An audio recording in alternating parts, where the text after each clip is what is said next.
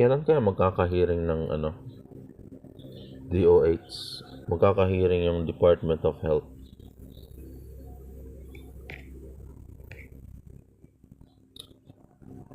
Sabagay, magandang action rin yan sa Pangulo na DPWH yung inuna. Yung mga ghost project because pera ang pinag-uusapan. Pag mag-e-enhance ka ng parke, kailangan ng 5 million to 10 million. Pag magpapagawa ka ng ospital, kailangan ng 50, 75 million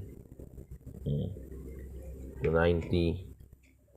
Pag magpapagawa ka ng tulay, 100.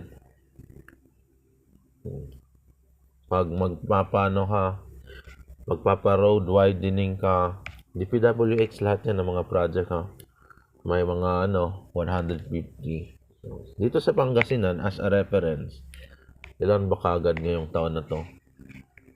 2025, merong akong nakitang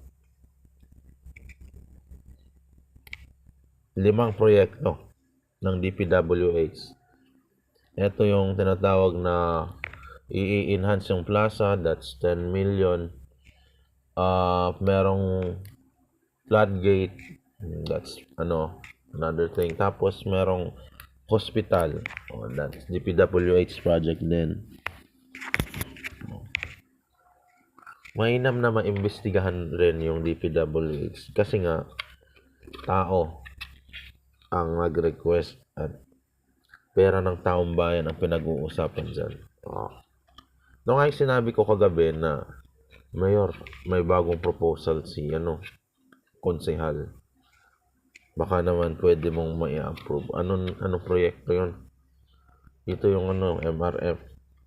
Magkano? 100,000 lang naman, Mayor. Sige, i-approve mo yan. Ipasa mo yung proposal. Ganyan. Pasa mo yung proposal. Ipirmahan ko. Papasa ko dun sa Salamat ho, Mayor. Diba?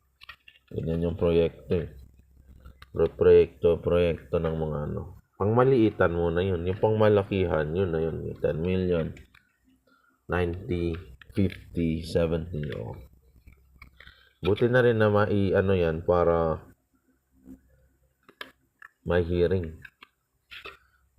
Saka malaman ng taong bayan saan napupunta yung mga tax na binabayaran nila.